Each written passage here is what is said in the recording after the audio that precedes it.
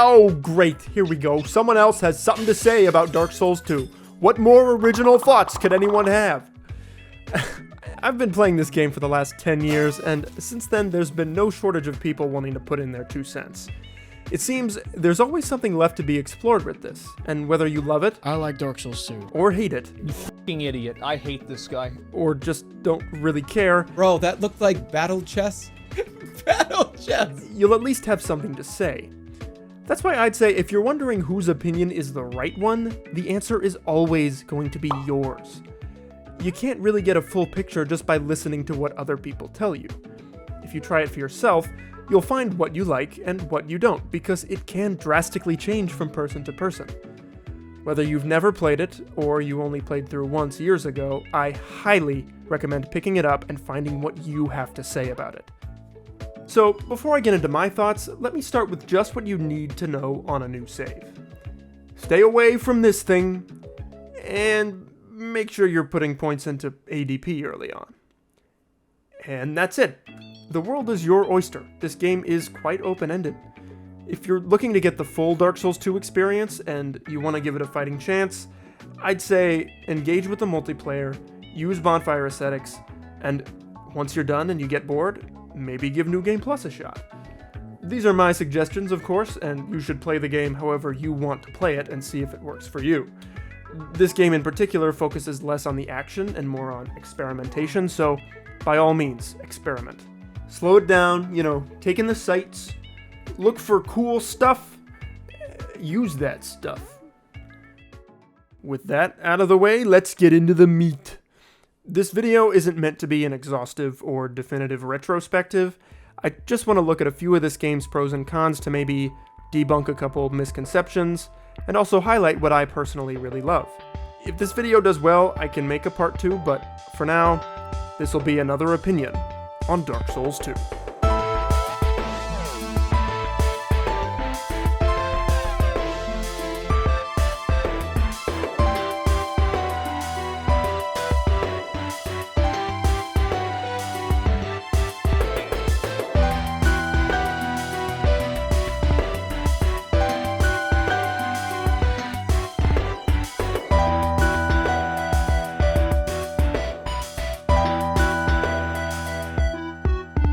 We're going to start with the bad and work our way up. This first section is going to be less of my opinion, because I first want to talk about the things that hold back the experience for pretty much everyone. One of the complaints I hear most about this game nowadays is that it has bad hitboxes. And while this is a valid complaint, there's a lot more going on than a video like this can really tell you at first glance. The phrase, Dark Souls 2 has bad hitboxes, may not be incorrect, but it can lead to some misrepresentations about where the problems actually lie. A lot of people will interpret bad hitboxes to mean inaccurate hitboxes, when apart from a few very specific and rare cases, that won't be what most players run into. One challenge in game design is to counter what is balanced with what is fair. For example, in movement shooters, developers give slower moving projectile weapons to enemies, while players get to use instantaneous hit-scan weapons. It would be balanced to give enemies the same options that the player has, but it can feel very unfair to be attacked with a hit-scan weapon, as you can't see them coming or move out of the way. Dark Souls 2's hitboxes are balanced, but they're unfair. To compare, in a game like Elden Ring, enemies will attack with smaller hitboxes as to favor the player, while both the player's attacks and targets are given a little extra radius. This is inherently unbalanced, but it is good, as it always communicates when and how the player made a mistake. In Dark Souls 2, both players and enemies are given that little bit of extra leeway, so hitboxes are often just a little bit too big in a way that looks unfair to the player. It's up to you whether or not this is bad. Most players who like the game will simply tolerate this, but there are people who would prefer to be on an equal playing field to everything else like this. The issues pop up when there's a case that causes players to lose faith in the game itself, most notably with grab attacks. Something about them is just off. Sometimes this is because of the extra hitbox radius, but not always. A clip like this will circulate and generate hundreds of comments where people complain about the shoddy attack hitboxes, but is that really the problem here? If we watch the animation, the moment we'd expect the grab attack to register is here. And it does make direct contact with the player model, but it doesn't visually update that you've been hit until after the end of the roll, resulting in this delayed teleportation. It's disorienting. This is still a serious problem, but as far as I can tell, it isn't even a hitbox issue. The hitboxes look to be spot on for all of these cases.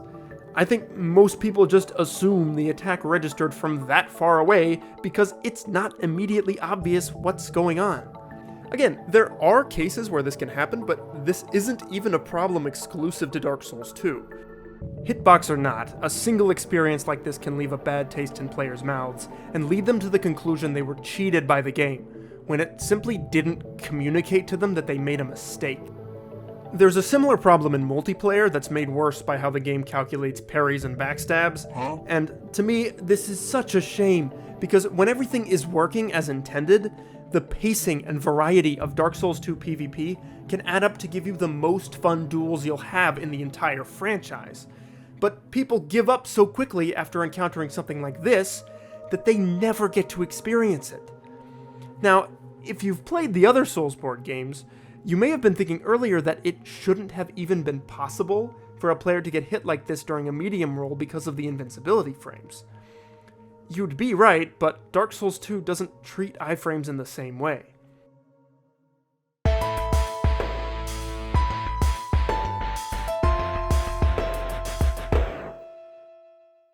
In Dark Souls 1, both the speed of your roll and its number of invincibility frames was determined by your character's equip load. This was separated into different tiers and communicated through a new animation for each one. Dark Souls 2 still had equip load tiers, but now they only determined your roll distance. Invincibility frames were separated into agility, which you could increase by leveling the adaptability stat. At first, this doesn't sound like such a bad idea. A good RPG should give its players as many options for customization as possible. If you so chose, you could build a character that isn't good at rolling, but very good at something like ranged magic, so they wouldn't need the iframes as often. I will probably never use a character like this, but there's something about knowing that I could that makes me really want to like this idea. The problem is that every class starts with low ADP, so no matter what build you want to use, every new character is forced to start out with this invisible handicap. There may have been a way to remedy this while keeping the flexibility, maybe by increasing the starting class's base ADP, but letting you respec it when you use a soul vessel. As it stands though, it is flawed, and not at all communicated to the player, which left a lot of people scratching their heads, especially those coming from the first game. They'd wonder why they couldn't roll through attacks like they could in Dark Souls 1, and they'd be told to just level ADP? A lot of people were understandably upset when they were told this, as they didn't know about it until this point, because it wasn't in the first game. In reality though, that's really the best advice you could have gotten, as it really is just that simple. You only need to add about 10 to 15 levels to your starting value, and you're good to go for the rest of the game. As long as you're steadily increasing it during the early game, it very quickly becomes a non-issue. The problem isn't really the mechanic itself, it's that new players can't easily figure it out without hearing from someone else. Of course, this is nothing new to Souls. The previous two games had mechanics that were just as obtuse. The issue people had with this one is that it was new. It's possible this contributed to the hitbox thing being blown so far out of proportion. Oh, you got damaged when you didn't think you should have? It must have been some oversight or a mistake by these B-team developers. No, this was an intentional choice, and you have the power to fix it simply by leveling up your character. On the flip side, a lot of things are misattributed to adaptability that can more reasonably be assigned to something like the new movement system.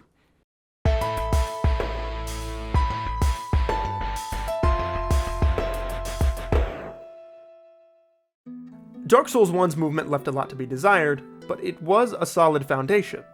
Yet, instead of improving upon what they already had, they decided to rework the movement from the ground up. Rolling was made slower, using an Estus now made your character gradually slow down before drinking, and it was just different enough overall to throw you off if you weren't used to it. People would say Dark Souls 2 feels clunky, which is interesting because I felt the same way about Dark Souls 1 when I first picked it up. It wasn't until the third game that they landed on something that felt natural to everyone, which did end up being an improved version of Dark Souls 1's movement, improved further in Elden Ring, though I should mention that a lot of the limitations of this system that were remedied in Dark Souls 2 are still present to this day. One thing's for sure, I'm glad they didn't just keep Dark Souls 1's system as is for either of the sequels. For one, you could only roll in 4 directions while locked on, so your options for dodging looked like this. Furthermore, your options for attacking while locked on were always limited to just this. In Dark Souls 2, you can roll in 8 directions, and attack while locked on in 3 forward directions, or all 8, depending on the weapon. The lock-on kept the camera pointed at your intended target, and still helped you orbit around the enemy, but couldn't force you how to control your character. This paired nicely with the game's more freeform approach to combat. It gave the player more options and encounters with a lot of enemies, which were quite numerous, especially in Scholar of the First Sin. Also, backstep iframes! Why is this only a Dark Souls 2 thing? I don't know, but god, they're fun. It's one of those little things that's just weirdly missing from Elden Ring. Now, these changes to the movement sound great, but they weren't without their trade-offs.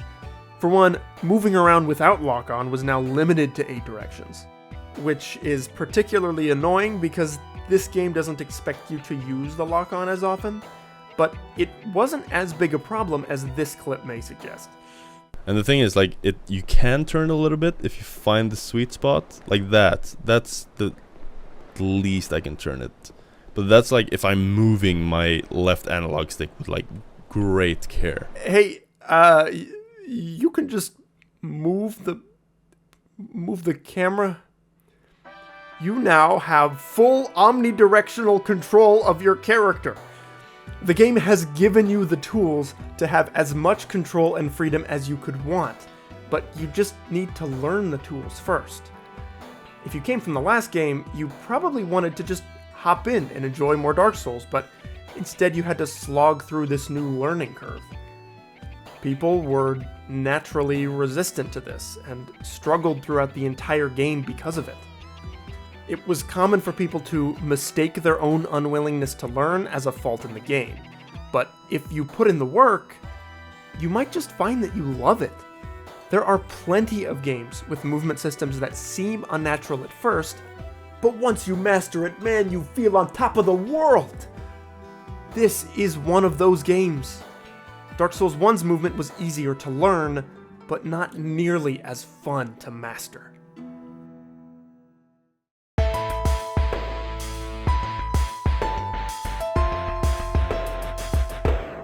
Now, before we get into the really important stuff, there's just one more quick thing I want to settle. I have heard people say that Dark Souls 2's health penalty is less fair than Dark Souls 3's because it's your health you've lost versus extra health you gain. But this means nothing. It's semantics. There's no reason to differentiate between the two. I could argue this is extra health and this is health you've lost. It doesn't matter. In both games, it's health you would have if you use the item. The only time I might accept it as extra health is with rune arcs in Elden Ring, because they're much rarer a resource and aren't required for multiplayer. Therefore, the vast majority of the time, you probably won't have or need that health. As to which one is more fair, well, there's not really a clear answer, but I would argue it's Dark Souls 2, because of how gradually you lose your health. If you use the Ring of Binding, the maximum amount of health you could lose after 9 deaths is less than the amount you'd lose after 1 in Dark Souls 3. And even with... Hold on, I gotta burp. And even without the ring, you're not gonna let most of the... I'm not gonna continue after that, am I? Even if you're not using the ring, you're not gonna get that low most of the time because it's so incremental. As for the previous games, humanity doesn't give you health in Dark Souls, so I guess it's fair in that regard. In Demon Souls, you lose half your HP instantly, so if you're arguing Dark Souls 2 is unfair, you should consider if you even want to like this game.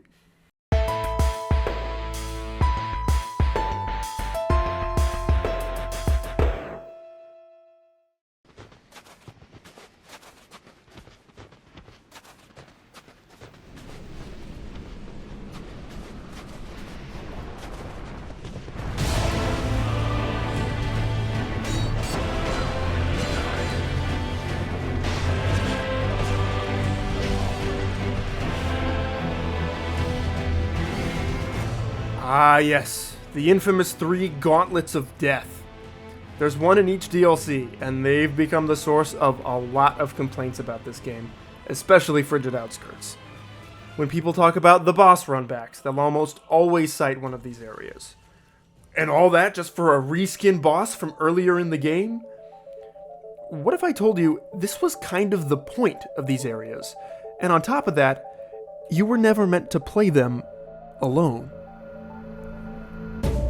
Back before all the expansions were integrated into Scholar of the First Sin, each DLC had a lobby where players who didn't own the expansion could place their sign in one of these funky gravestones in order to match with players who did have the DLC. Their signs would go to the entrances of these areas, suggesting FromSoft knew that these were the most important places to use co-op. They also give you plenty of NPC phantoms, so even without friends, you still have everything you need to build up a team. Now, I know a lot of people, including myself, prefer to play through these games alone, at least for the first time. I spent 3 days straight fighting Melania because I was too stubborn to use summons, and I'm actually glad I did it this way. It made the fight that much more satisfying when I was finally able to complete it. But this is a rare case where you're encouraged to leave those self-imposed rules behind. They are co-op areas. You're not supposed to do them by yourself. And on top of that, if that's not your vibe, they're completely optional. They're designed in such a way so that it's most satisfying to march through them with an army behind your back, knowing the total of your strength is equal to that of the obstacles ahead. They are linear remixes of what you've already seen, where the difficulty has been cranked up to accommodate the extra players. This explains the revamped bosses. They're not supposed to surprise you, they're just supposed to be cool. Gang Squad, I'll agree, is stupid, but the others are cool for what they are. Plus, I was never bothered by the idea of returning bosses. Simply recontextualizing the fight does enough for me to keep it fresh and fun, and it never once struck me as lazy, certainly not the way it's done here. Besides, I think the existence of Elden Ring makes the argument against repeat bosses hold a little less weight. That game is filled with optional dungeons where at the end, there will be a boss that you can find elsewhere in the game. From what I can gather, there are 165 boss encounters in Elden Ring, which are made up from only 79 unique bosses. Dark Souls 2 has 42 bosses in total, with 38 of them unique. The 4 repeats being Ludden-Zallen, Blue Smelter, Twin Dragon Riders, and I guess Old Dragon Slayer? It's not really a repeat since it only appears once in this game, but either way, that's still quite a difference percentage-wise. Even if we give Elden Ring the benefit of the doubt and include an additional 44 bosses with significant changes, we're still only at 75%. And if we apply the same criteria to Dark Souls 2's bosses, we can add all of those back in and we land at 100%. None of this really matters though, because 79 is more than 38, with Elden Ring's bosses generally being at a higher quality anyway. Still, it is fascinating because this is something Dark Souls 2 got a lot of flack for back in the day, but when we look back on it now, it's surprising to see how few repeats there actually were. Some people say they don't like that they make the bosses appear as normal enemies later on, but Elden Ring and Dark Souls both did this, and I fail to see how it's done any better in those games. The only way there'd be a difference is that if you're already not enjoying Dark Souls 2, the tougher enemies will probably be more annoying than challenging. But of course, this is the case for all of these games. I certainly feel this way whenever I have to trod through demon ruins.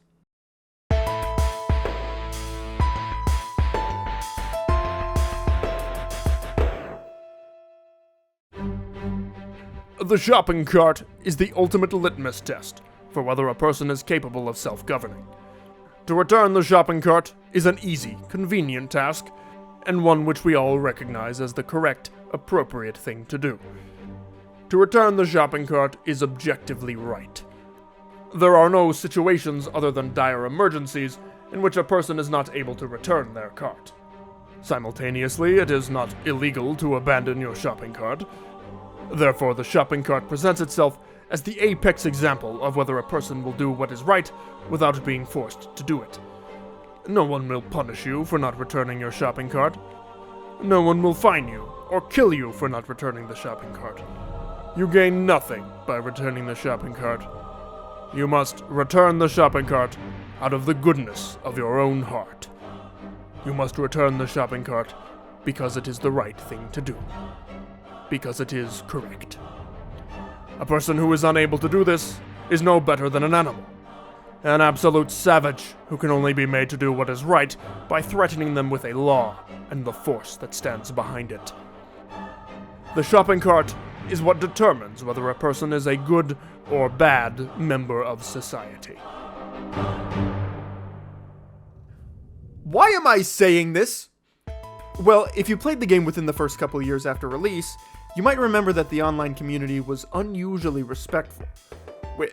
In-game, I mean, not on like Reddit or whatever. Anyway, there was an unspoken code, a list of rules that everyone seemed to understand, even though they never talked about it. A lot like the shopping cart. Rule number 1.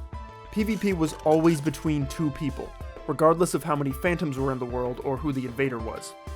A fight between several players can be quite fun, but not if one side is unevenly matched. 2. Since red phantoms aren't able to heal, hosts are expected not to use Estus or life gems in order to keep it a fair matchup. And 3. Make sure your opponent is ready. Before a duel, both sides should signal, usually by bowing, that they're ready for the fight to start. You've been taught how to duel, I presume, yes? First, we bow to each other. I've had people invade me and see that I'm using a heavy strength weapon, so they give me time to change up my loadout to something more appropriate for PvP. Nobody asked them to follow any of these rules. There's no punishment for not doing so. In fact, you have to inconvenience yourself in order to give your opponent a better chance of winning. It makes no sense, and yet most of the community naturally accepted these rules. There was an atmosphere of mutual respect that made the multiplayer more fun for everyone. Sadly, it's rare nowadays to come across someone who still plays like this, as it wasn't encouraged in later games, so newer players didn't come to the same understanding. The question is, why did this game's community settle on this way of playing?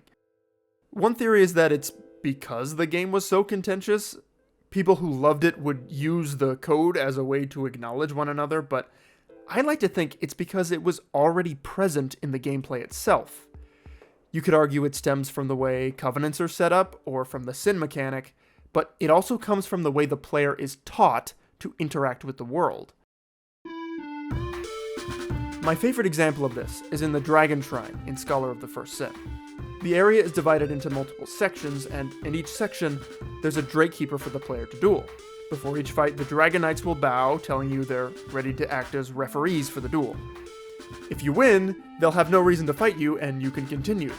But if you try to run ahead before finishing the fight, they'll get aggressive and hunt you down for playing unsportsmanlike. You can see another version of this right at the beginning of the game, in Hyde's Tower of Flame.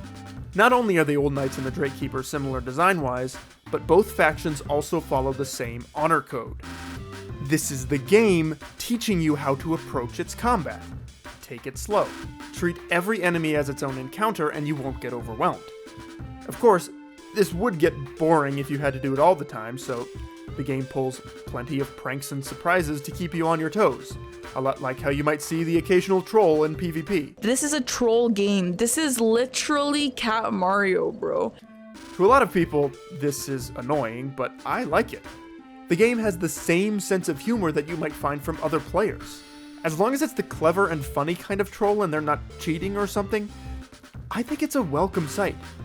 The game strikes the perfect balance between following the rules and breaking them so that it's consistently engaging throughout. It's done so well that From Software has created an atmosphere that encourages players to extend both sides into their online interactions. I'd argue this gave it better level design than even the later games. If you're playing as the developers intended, then fighting more enemies shouldn't be a problem. It's not artificial difficulty, it's a different kind of difficulty that complements the tone of this game specifically. Areas like this are designed with the confidence and trust that the player will approach them carefully. That's why it confuses me when people complain about the boss runbacks, because running back is your choice, and it's part of the game's risk-reward system. Getting to the boss fog doesn't guarantee safety, because if you're getting hit, it means you missed something. The bosses themselves have even been made easier to account for the added difficulty beforehand. And if you have trouble with one of the bosses, enemies stop respawning after a certain number of kills, so the runbacks will get progressively easier the more you play. And if you want to respawn them, there are ways of doing so. The game is giving you incentive to engage with its best mechanic.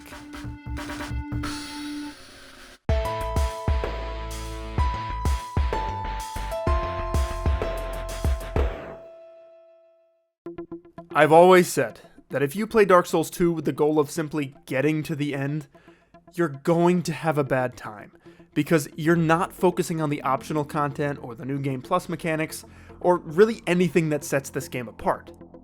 This stuff isn't so important in the other Souls titles because, with the exception of Elden Ring, the rest are more about crafting a specific experience for the player.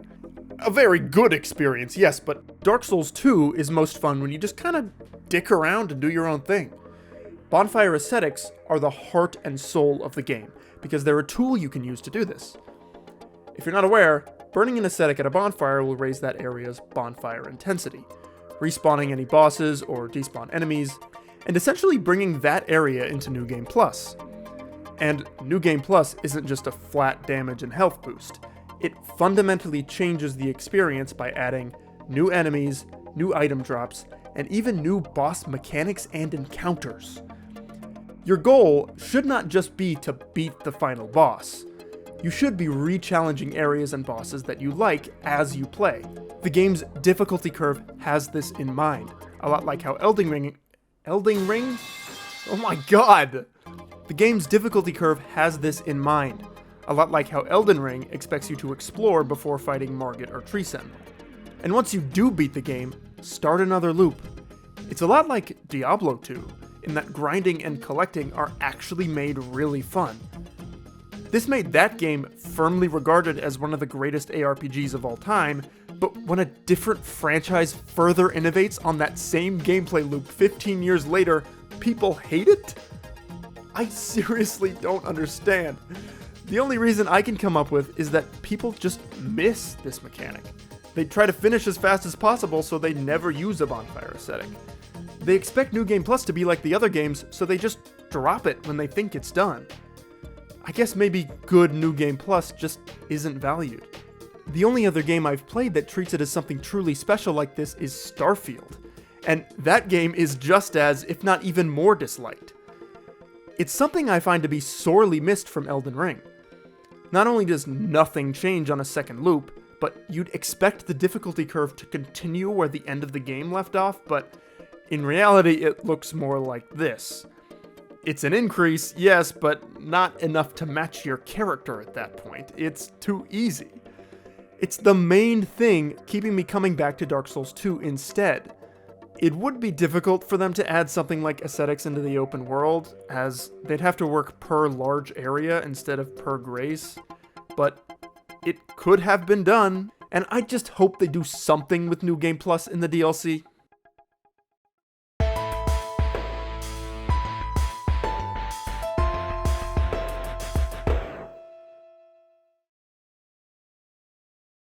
Dark Souls 2 is my favorite game of all time. I made this video in the hopes that something I said will make somebody rethink the game and consider trying it either again or for the first time.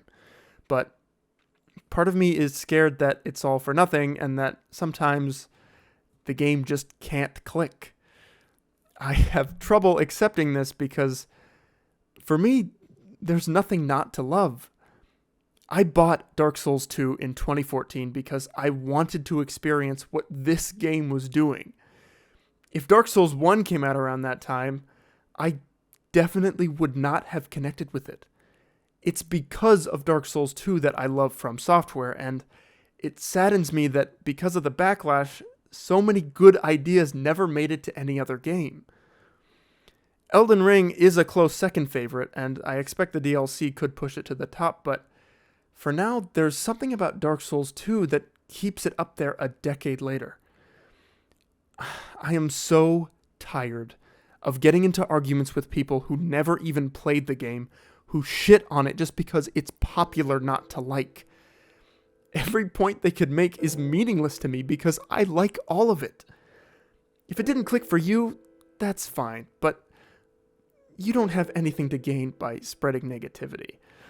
Let people like what they like. There's no wrong answer. You don't have to correct them for not jumping on the bandwagon, but you're allowed to disagree.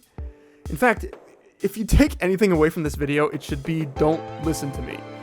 You should download the game right now to form your own thoughts. Keep the discussion going, and maybe one day this game won't be remembered as the bad one, but instead as the one people talk about.